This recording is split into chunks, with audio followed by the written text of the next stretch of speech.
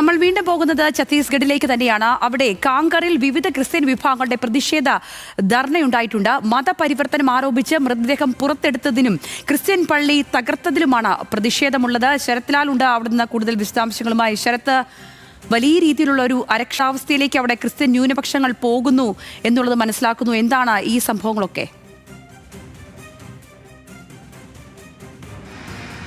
സംഗീത, ഇത് വളരെ ദിവസങ്ങളായുള്ള ഒരു പ്രശ്നമാണ് ഛത്തീസ്ഗഡിൽ എന്നാണ് ഇവിടുത്തെ ക്രിസ്ത്യൻ വിഭാഗ സമുദായങ്ങൾ നമ്മളോട് പറയുന്നത്.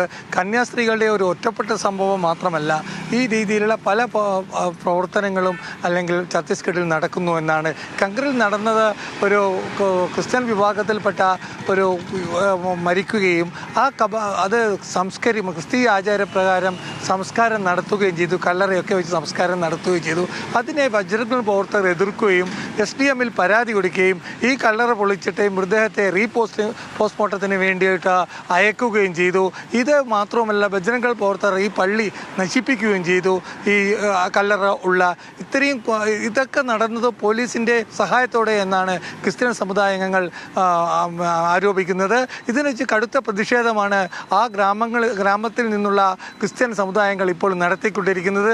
ഏതായാലും ഈ മരണമടഞ്ഞയാളുടെ മകളെയും അതുപോലെ തന്നെ മകനെയും അമ്മയെയും പോലീസ് അറസ്റ്റ് ചെയ്യുമെന്നുള്ള ഭയത്താൽ ഒളിവിലാണ്. ഇതാണ് പോസ്റ്റ്മോർട്ടത്തിന് അയച്ചിരിക്കുകയാണ് ഈ മൃതദേഹം. അതുകൊണ്ട് തന്നെ കൂടുതൽ ഞങ്ങൾ കല്ലറ പൊളിച്ചതാണ്, അതായത് പ്രായമായി മരിച്ചതാണ് എന്നുള്ളതാണ് ഫാമിലിയുടെയും അല്ലെങ്കിൽ ക്രിസ്ത്യൻ സമുദായത്തിൻ്റെയും വാദം. എന്നാൽ ഇത് അംഗീകരിക്കാൻ ബജ്രംഗ് തയ്യാറായില്ല. ബജ്രംഗ് ഇതൊരു മതം മാറ്റത്തിന് വിധേയമാകാത്തതുകൊണ്ട് കൊലപാതകം നടത്തി എന്ന രീതിയിലൊരു പരാതിയാണ് നൽകിയിരിക്കുന്നത്. ഏതായാലും ആ പ്രദേശത്ത് ക്രിസ്ത്യൻ സമുദായങ്ങൾ പ്രതിഷേധത്തിലാണ്. സംഗീത. ശരി ശരത്.